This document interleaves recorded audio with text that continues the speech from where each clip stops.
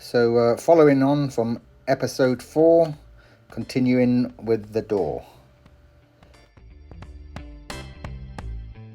I used the tape template of the bit I cut out to cut out the new piece, and I've just balanced a piece of metal, shoved it up in there, and I've tapped this piece of metal up in there so that when this template goes on, I've got a thick edge all the way around to fuse it to the other piece of metal. Okay.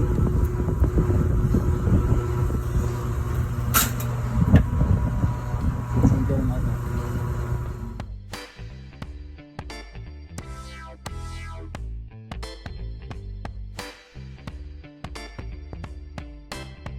Alright, I've tapped it in place, and you know, some places the gap's a little bit big, but because it's got the 1/8 inch metal underneath it, you just fill it up.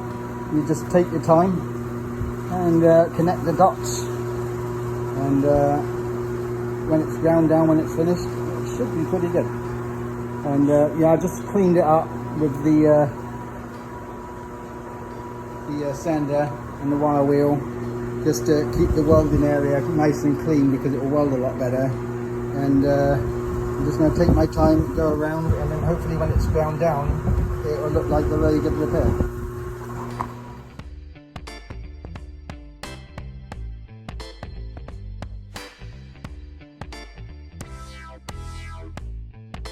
Alright, I've welded the patch in,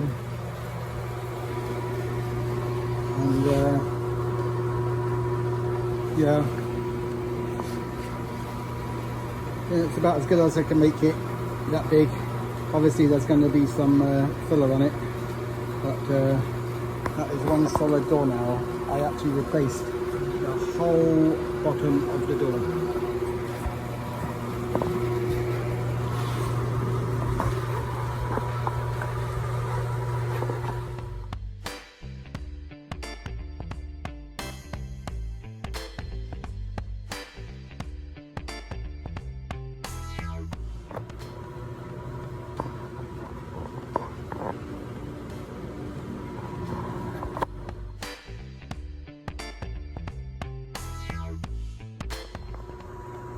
I've always had my reservations about 4-door pillarless cars, this being strong enough, and so in my rebuild I have made this a lot stronger than from the factory.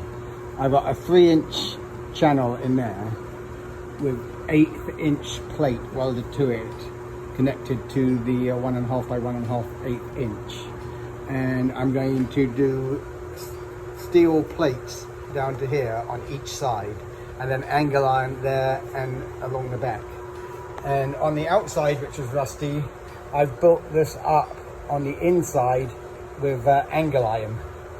So I mean, this is so much more solid than it originally was from the factory. So I'm still building it up right now, and it's just going to be really strong. You got to remember, this is 1/8 inch plate on the inside, on the outside and the inside, and it's got angle iron underneath and 1.5 by 1.5. So you can pick up the car by the sole now. It's like an IB. In fact, the car body is now a frame as well. So now it's got a double frame. It's got the truck frame and the car frame. So if this car ever gets hit from any angle, it is far stronger than it ever was. In fact, it's probably strongest vehicle on the road right now. Now, I realise that there's a lot of people out there watching this, and they're thinking, man, that looks kind of barbaric, that kind of repair. But, you know, sometimes you have to, you know, first decide, you know, what are you building the car for? In my case, I'm building basically a daily driver to have a lot of fun with, which will hopefully last me a really long time. And, you know, I'm not planning to win any shows with this, and I do want it to be very strong. and I do treat the inside a lot with rust inhibiting and epoxy primers and seam sealing everything. So yeah, it's not particularly pretty, some of the repairs, but surprisingly, by the time I'm finished with it, it does start to look pretty good. And I don't like to use a lot of Bondo on my cars, so even though I do some pretty major repairs, I do try to get the surface pretty close to how I want it, so I don't have to add masses of Bondo on it. And another thing I do is I do use really good quality materials that stand up to time, and I do use them the way they're supposed to be used, following the directions, etc. So yes, I know some of it isn't particularly pretty, and I admit I'm not an expert, but hopefully this encourages other people who feels they're not experts to tackle jobs they might not necessarily tackle, and realize that at the end of the day, it's about them enjoying their vehicle and not about what other people think of the type of work they're doing. Anyway, thanks for watching, and I'm now working on the wheel wells and increasing the length of them so that the proportions as they sit over the wheels looks correct, which is one of the key things to making a monster car look really good. You can't have it too high above the frame, and you want the wheel wells to match the wheels. And if you can get those two things in perspective, you're really on your way to having a really cool looking monster car. Anyway, here we go.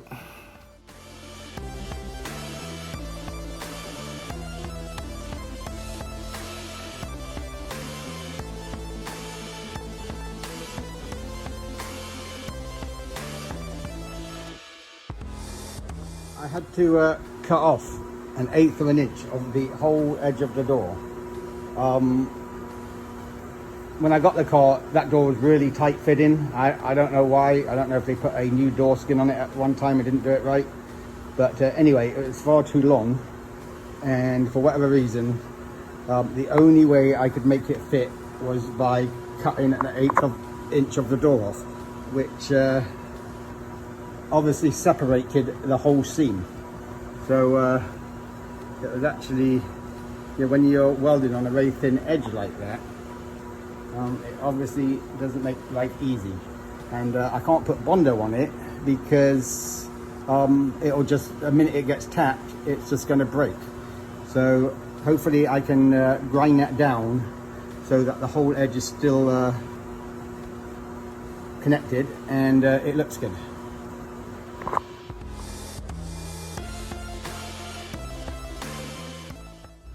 So I'm quite happy with the edge I got. I'll have to use very little or no filler on that edge, because I'm always afraid of having filler on an edge. And yes, it isn't probably going to win any awards for the best seam fitment in the world, but for my monster car build, it's going to look nice and definitely acceptable. I want to transform that sill into this fender.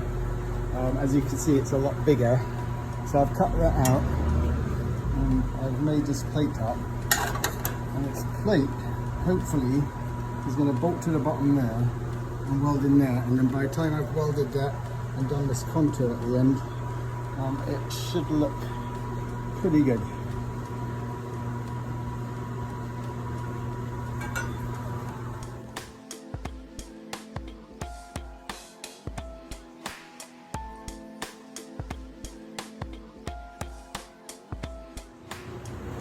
I want to make the other side exactly the same as this side.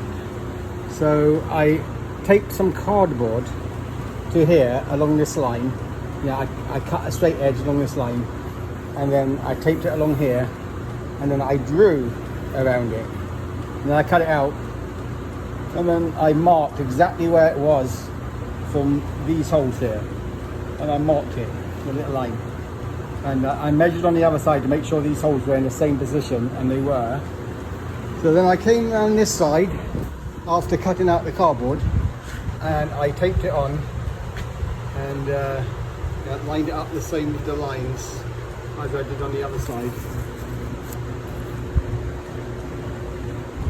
And straight with this edge here, and then I pushed it in and I drew around it. So now when I pull this off, that curvature should be exactly the same as the other side. So now I can go ahead and cut it out and start welding it up. So the object of the exercise is to elongate the wheel line. Because as you can see, I'm building a monster car. And one of the key things is to make it look like the car was made for the size of the wheels. So, as you can see, I cut this and welded it in. So, my first stage is to cut the section out I want cut out. So, I just showed you how I used the cardboard to make it the same on the other side. So I drew my line after putting the cardboard on there. And then I like to use tape because that doesn't move and I can follow that with my cutter. So what I'm going to do is I'm going to take my cutting disc and I'm going to cut this edge here all the way down the outside so I can reuse this bit, so I can fold it up in here. Now I'm going to cut this triangle out and then I'm going to weld that back to there as best I can, and then I'll do the same cardboard cutout to do the template at the very bottom. Got it? Alright. Well, if you're still watching, I've reached a fairly good milestone now, and car's coming along really nicely and ready to take it to the next level now.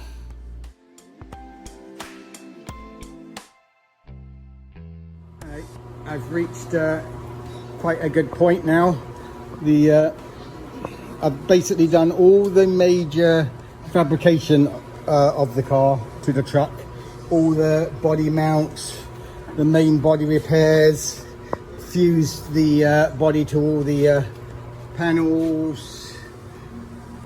So now I'm getting close to doing the final for the bodywork and finishing up the bits of welds that I haven't got to. Just go over some of the welding, and I've still got to do the trunk lip, and then just do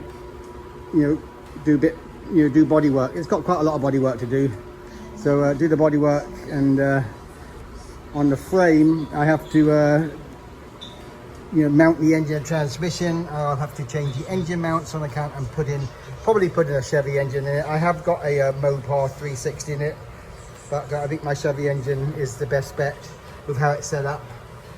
And it's doing pretty good. So now I'm about to lift the body off the frame. Hopefully it will come up really easily, and I can finish the body and the frame and then meld them together when they're both almost complete. Alright, as you can see, I've separated the body from the frame, and with how I built the frame on the body, I mean, I'm not even getting a microscopic bit of sag. The body is totally self-supporting, surprisingly enough. So now I can work on the frame and finish off my welding. I haven't welded it, and sand it all down, clean up some of my welds, and want to take this out. Gas tank's going to go up underneath here, and then I'll pressure wash the frame and paint it, and I'm putting some traction bars on it.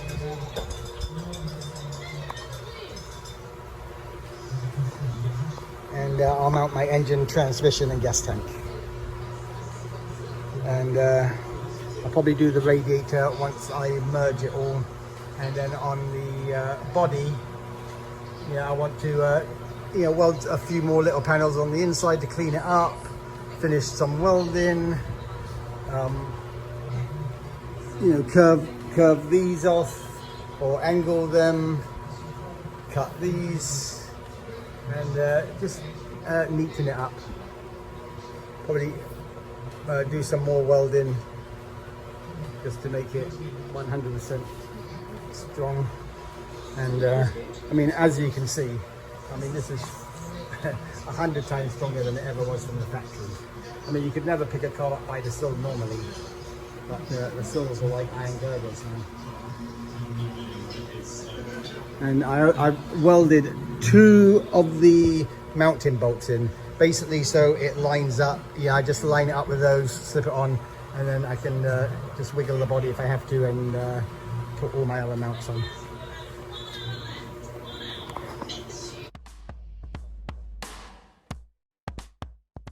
Oh yeah.